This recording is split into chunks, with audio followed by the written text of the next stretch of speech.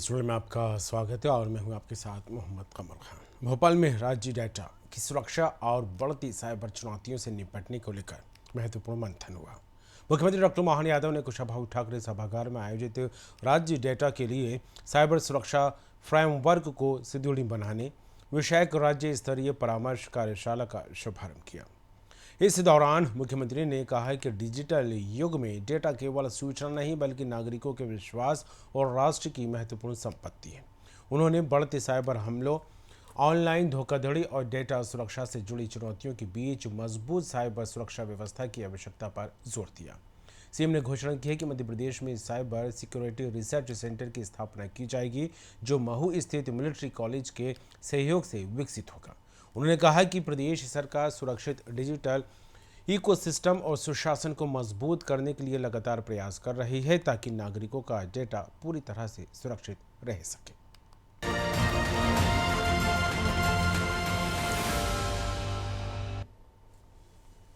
जिस विषय को लेकर के आज की हमारी ये कार्यशाला है, एकदम से बदलते दौर में 2-5 साल में पूरा देश का परिदृश्य, देश तो क्या दुनिया का परिदृश्य, हर समय, हर दिन, हर एक बार, हर एक जगह इसका नया रूप, नया स्वरूप दिखाई दे रहा है। ये सही है कि हमारी सरकार बनी थी और एक लाई डकैती में हमारी पुलिस ने सफलता के साथ उस साइबर अपराध को पकड़ने की एक बड़ी उपलब्धि हासिल की थी। मैं भी जब गया था तो बड़ा मेरे को अच्छा भी लगा और बड़ा अटपटा अनुभव भी आया था। और हम सब देखते हैं कि कितने प्रकार से क्या क्या होता है, और इस सब का आखिरी परिणाम हमने अभी सिंदूर अभियान के माध्यम से देखा है। जब हमारी बॉर्डर पर ये खतरे रहे कि बॉर्डर पे सिपाही हमारे युद्ध का इंतजार करते रहे, मालूम पड़ा कि ड्रोन से अटैक हो गया और क्या क्या हो गया, कैसे कैसे नए दौर की नई टेक्नोलॉजी का यह नया समय आया है। लेकिन सच में अपराध को लेकर के हमारे अभी बॉर्डर, और उसके लिए माननीय प्रधानमंत्री श्रीमान नरेंद्र मोदी जी के लिए जोरदार अभिनंदन करें। श्रीमान नरेंद्र मोदी जी का, मोदी जी की ये विशेषता भी है कि वो समय के पहले समय, आने वाले समय को पहचान लेते हैं और उसके लायक उन सारी व्यवस्थाओं को, प्रशासन को, शासन को, सरकार को, समाज को अवेयर करते हैं। ये एक छोटा सा उदाहरण दूंगा, यद्यपि वो समसामयिक होगा कि नहीं मुझे मालूम नहीं है। जब हम सब देखते हैं कि माननीय प्रधानमंत्री नरेंद्र मोदी जी के पहले जो प्रधानमंत्री थे वो फाइनेंस के बहुत बड़े जानकार, वो स्वयं की डिग्री उनकी, विदेश की शिक्षा, गवर्नर रहे, फाइनेंस मिनिस्टर रहे, प्राइम मिनिस्टर भी 2 बार रहे, उनका काफी योगदान भी, काफी अच्छा काम किया। लेकिन कितनी छोटी सी बात थी कि जीरो बजट में अकाउंट खुलते हैं, ये इतना विद्वान आदमी को मालूम नहीं था कि केवल इतना सा करे कि जीरो बजट में अकाउंट बैंक में खुल सकते हैं। लेकिन मोदी जी ने वो जीरो बजट में अकाउंट खोले और उसका परिणाम कैसे निकला कि डीबीटी के माध्यम से करोड़ों लोगों तक उनका हक का पैसा उनके खाते तक गया।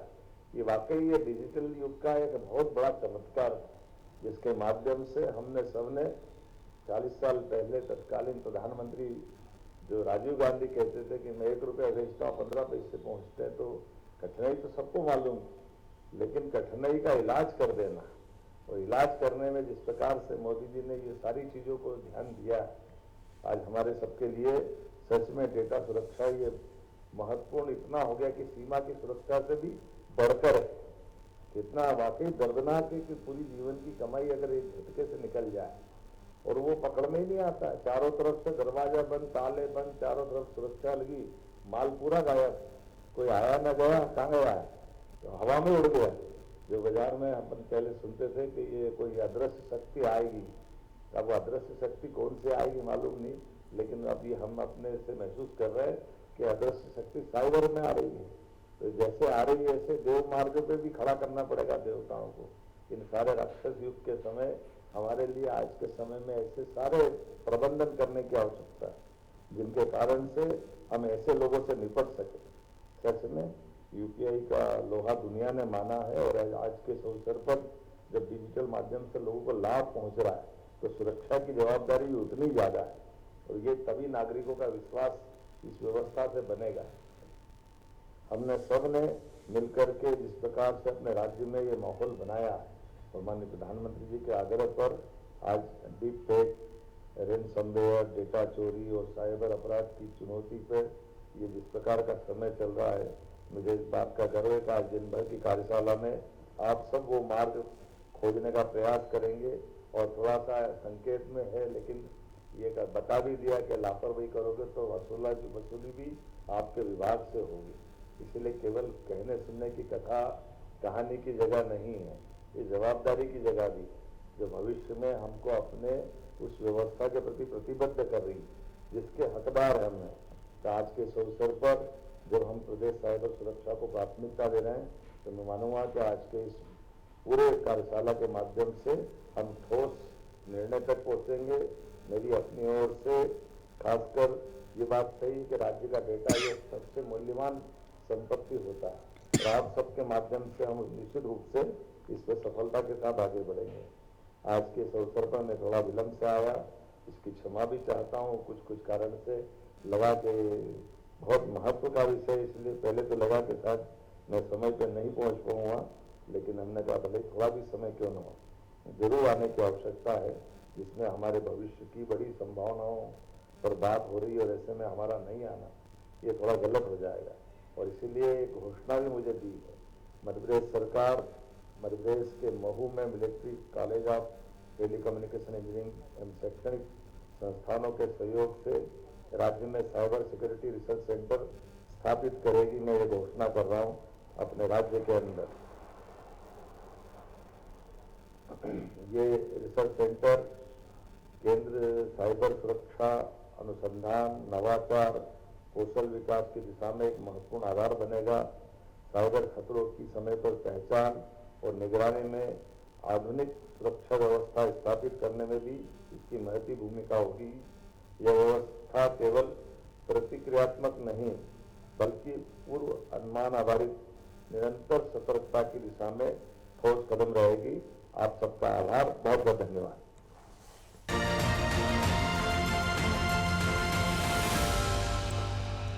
भोपाल में आयोजित उच्च स्तरीय साइबर सुरक्षा कार्यशाला में मुख्यमंत्री डॉक्टर मोहन यादव ने डेटा सुरक्षा को लेकर बड़ा संदेश दिया। सीएम ने कहा है कि डिजिटल युग में डेटा सुरक्षा समय की सबसे बड़ी आवश्यकता बन चुकी है और प्रधानमंत्री नरेंद्र मोदी ने सभी राज्यों से अपने सरकारी विभागों के डेटा को पूरी तरह सुरक्षित रखने की अपेक्षा की।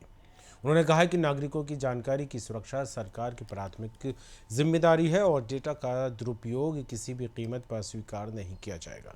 सीएम ने चेतावनी दी और कहा है कि भविष्य में डेटा सुरक्षा में किसी भी प्रकार की चूक या लापरवाही सामने आने पर संबंधित संस्थाओं पर भारी जुर्माना लगाया जाएगा। उन्होंने साइबर अपराधों और डेटा लीक की बढ़ती घटनाओं पर चिंता जाहिर की। मजबूत साइबर सुरक्षा तंत्र विकसित करने पर जोर दिया। सीएम ने कहा है कि सुरक्षित डिजिटल व्यवस्था ही सुशासन और नागरिकों के विश्वास की सबसे बड़ी आधारशिला है।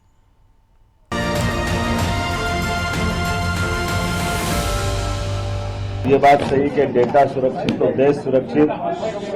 आज सबसे मूल्यवान संपत्ति है तो वो डेटा है। समय की मांग है डिजिटल सुरक्षा, साइबर सुरक्षा, डिजिटल प्रोग्रेस की सुरक्षा का ये कवच बनाने की अत्यंत आवश्यकता है। ऐसे में हमारी सरकार के द्वारा सभी विभागों के लिए माननीय प्रधानमंत्री जी ने देश भर में हर राज्य से ये अपेक्षा की है कि वो राज्य के अलग अलग सारे विभाग अपना डेटा सुरक्षित करें। भविष्य में इसमें किसी प्रकार की त्रुटि होने पर भारी पेनल्टी भी लगाएंगे और कुल मिलाकर के राज्य के नागरिकों के लिए या समाज के लिए, सरकार के लिए कोई हमारे देश के दुश्मन इस डेटे का उपयोग न कर पाए या उसका मिसयूज दूसरे प्रकार से न हो, उनके साथ व्यक्तिगत रूप से भी ठगी की कोई घटना न हो। इस सब के लिए सब आवश्यक है। इसलिए आज हमने घोषणा की है, मध्य प्रदेश सरकार मध्य प्रदेश के महू में military college of telecommunication engineering एवं शैक्षणिक संस्थानों के सहयोग से साइबर सिक्योरिटी रिसर्च सेंटर बनाने जा रही है, जिसके माध्यम से साइबर सुरक्षा अनुसंधान, नवाचार और कौशल विकास की दिशा में ये रिसर्च सेंटर एक महती भूमिका अदा करेगा। साथ ही साथ साइबर अपराधों की समय पर पहचान और निगरानी के लिए आधुनिक सुरक्षा व्यवस्थाओं का भी इसमें बड़ा रोल रहेगा। यह व्यवस्था केवल प्रतिक्रियात्मक नहीं बल्कि पूर्व अनुमान और निरंतर सतर्कता की दिशा में एक बड़ा ठोस कदम है।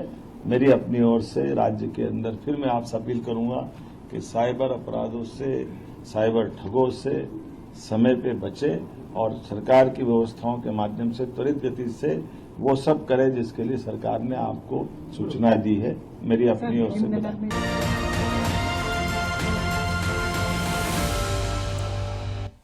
मुख्यमंत्री डॉक्टर मोहन यादव ने मंत्रालय में संस्कृति विभाग की योजनाओं और प्रगति कार्यों की समीक्षा करते हुए विभागीय गतिविधियों को और प्रभावी बनाने के निर्देश दिए।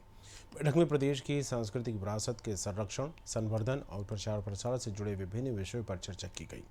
इस दौरान मुख्यमंत्री ने वर्ष भर आयोजित होने वाली सांस्कृतिक गतिविधियों पर आधारित कला पांचांग का विमोचन भी किया। मुख्यमंत्री ने कहा कि मध्य प्रदेश की समृद्ध सांस्कृतिक परंपराओं को नई पीढ़ी तक पहुंचाना सरकार की प्राथमिकता है। बैठक में संस्कृति विभाग के अधिकारियों ने विभिन्न योजनाओं और आगामी कार्यक्रमों की जानकारी प्रस्तुत की। भोपाल के भीमनगर में आज एक प्रेरणादायक तस्वीर देखने को मिली, जब मुख्यमंत्री डॉक्टर मोहन यादव खुद 12वीं बोर्ड परीक्षा की मेधावी छात्रा चांदनी विश्वकर्मा के घर पहुंचे। सीएम ने चांदनी और उनके परिवार से मुलाकात कर उनकी ऐतिहासिक सफलता पर बधाई दी। चांदनी ने कक्षा 12वीं में 500 में से 500 अंक हासिल कर प्रदेश का गौरव बढ़ाया है। इस अवसर पर मुख्यमंत्री ने कहा है कि आर्थिक अभाव और कठिन परिस्थितियां कभी भी सफलता की राह में बाधा नहीं बन सकती अगर व्यक्ति के हौसले बुलंद हों। उन्होंने चांदनी की मेहनत, लगन और समर्पण की सराहना करते हुए इसे प्रदेश के युवाओं के लिए प्रेरणादायक बताया और उनके उज्जवल भविष्य की कामना की।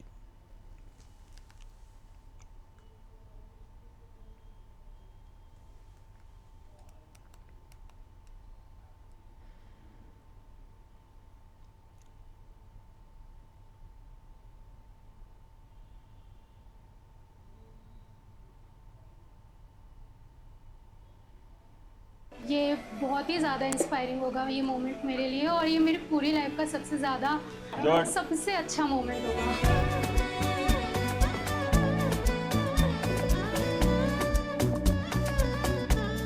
500 में से 500 टारगेट था। कहाँ था तुम्हारा टारगेट?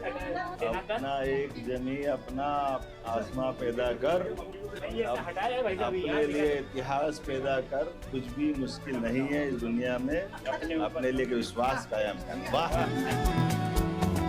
आंसू नहीं लाना, आप तो अपनी बेटी पे गर्व करो, है ना? खुशी का। देखो बेटी ने हमारी उपलब्धि हासिल की, बहुत अच्छा। ये लीजिए माँ सरस्वती की प्रतिमा। उसके पहले कौन सी क्लास में टॉप आई थी? 10th में। उसमें कितने आए थे? 95.80। ओहो, अब 12th में तय कर लिया कि 100% लाएंगे। जी सर। गजब हो गया यार। ले बेटा, हम लेते तेरे साथ, है ना? आइए। बहुत अच्छा बेटा, जहाँ तुमको जहाँ तक जाना है हम आपके साथ है। और आपको लाडली बहना की मिल रही पैसे? अच्छा लग रहा है? बहुत अच्छा लगा, उसी का तो एक सहारा है हम लोग को। बहुत अच्छा। देखो इनने क्या कहा, वो उसी का सहारा है। इस घर में ना अभी इसी में खाना बनाना है। छोटा पड़ता है, ये बात सही है। चुनौती तो है, करते हैं, हल निकालते हैं। मिलकर एक मल्टी बना देते हैं तो 2 कमरे की फ्लैट बन जाएगी। बनवाते हैं, ऊपर जरूर मदद करेंगे। ठीक है, हमारी बेटी है। आप बढ़िया भैया, आनंद आ गया है ना? विश्वकर्मा जी जो 12th बोर्ड में 500 में से 500 नंबर लेकर आई, ऐसी हमारी 494 ऐसे में से चांदनी विश्वकर्मा के घर में आज संपर्क करने, उनके परिवार से मिलने आया हूँ। गरीबी कठिनाई भले ही हो, लेकिन हौसले की बुलंदी से हर मंजिल आसान होती है। हमारे राज्य के अंदर बेटी ने अपने बलबूते पर एक बड़ी मुकाम पर अपनी पहचान बनाई। मैं अपनी ओर से उनको बधाई देता हूँ और जो वो कल्पना करे, जहाँ तक उनको जाना चाहे, हमारी सबकी दुआ है। सरकार की योजना बहुत आगे बढ़े।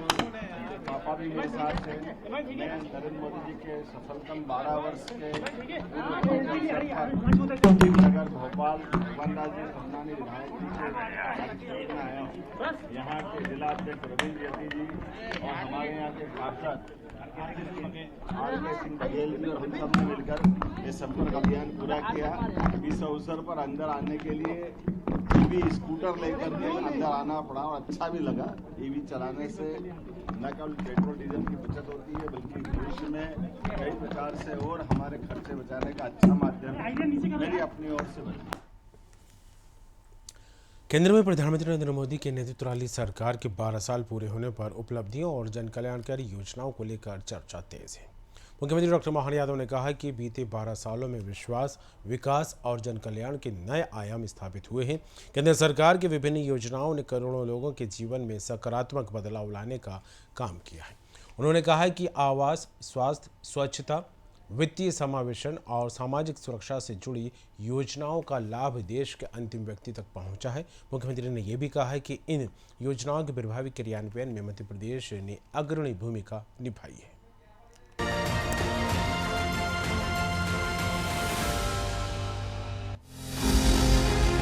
प्रधानमंत्री श्री नरेंद्र मोदी जी के नेतृत्व में पिछले 12 वर्षों में भारत ने विकास, सुशासन और जन कल्याण के क्षेत्र में नए कीर्तिमान स्थापित किए हैं। केंद्र सरकार की जन कल्याणकारी योजनाएं करोड़ों लोगों के जीवन में सकारात्मक बदलाव लाई हैं।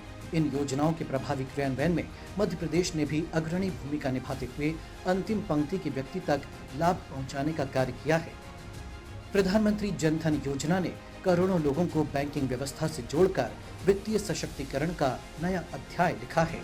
आयुष्मान भारत योजना ने जरूरतमंद परिवारों को स्वास्थ्य सुरक्षा का मजबूत कवच प्रदान किया है। प्रधानमंत्री उज्ज्वला योजना से महिलाओं को स्वच्छ ईंधन और सम्मानजनक जीवन का नया आधार मिला है। प्रधानमंत्री आवास योजना के माध्यम से लाखों परिवारों का पक्के घर का सपना साकार हुआ है। पीएम सूर्य घर मुफ्त बिजली योजना के माध्यम से परिवार सौर ऊर्जा अपनाकर बचत और ऊर्जा आत्मनिर्भरता की ओर बढ़ रहे हैं। प्रधानमंत्री किसान सम्मान निधि योजना किसानों को आर्थिक संबल प्रदान कर उनकी समृद्धि और आत्मनिर्भरता को सशक्त बना रही है। प्रधानमंत्री गरीब कल्याण अन्न योजना के माध्यम से करोड़ों जरूरतमंद परिवारों को खाद्य सुरक्षा सुनिश्चित हुई है। स्वच्छ भारत मिशन और जल जीवन मिशन ने स्वच्छता और सुरक्षित पेयजल की सुविधाओं को घर घर तक पहुंचाया है। विकसित भारत के संकल्प के साथ विकसित मध्य प्रदेश की ओर बढ़ते कदम।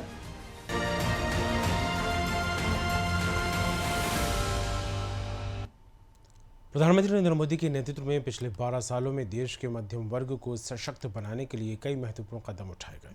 सीएम डॉक्टर मोहन यादव ने कहा कि ईज ऑफ लिविंग और क्वालिटी ऑफ लाइफ को केंद्र में रखकर बनाई गई नीतियों ने मध्यम वर्ग के जीवन में सकारात्मक बदलाव लाया है। डिजिटल क्रांति, आधारभूत सुविधाओं के विस्तार, वित्तीय समावेशन और तकनीक आधारित सेवाओं ने आम नागरिकों के जीवन को अधिक सरल और सुविधाजनक बनाया है। उन्होंने कहा कि आज देश का मध्यम वर्ग केवल उपभोक्ता नहीं बल्कि विकसित भारत के निर्माण में एक महत्वपूर्ण भागीदार बनकर उभरा है।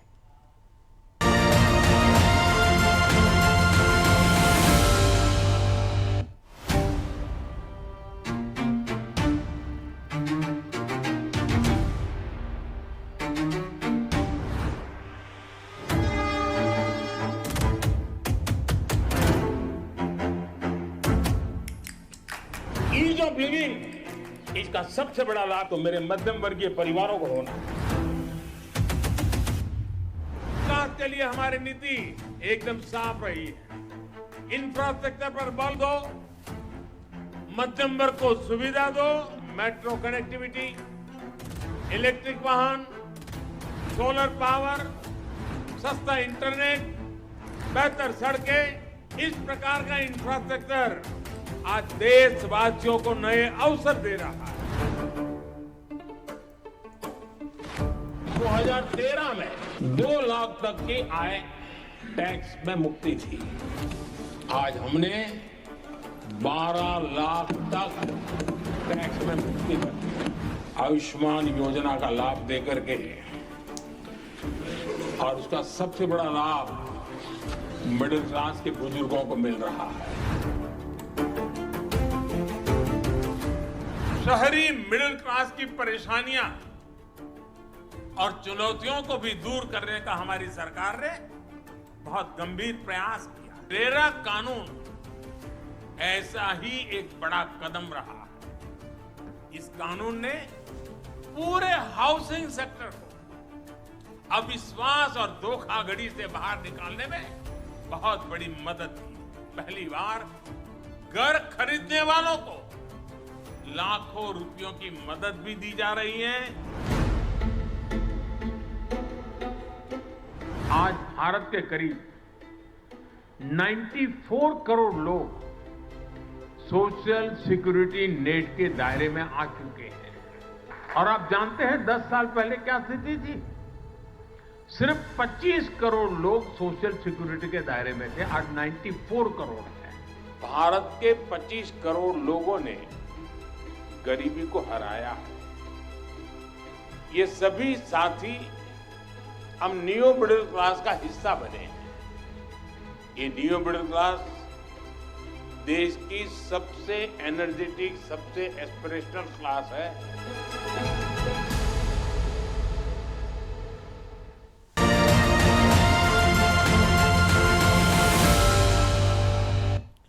इसी के साथ CM टुडे न्यूज़ में फिलहाल इतना ही। देखते रहिए न्यूज़ 4।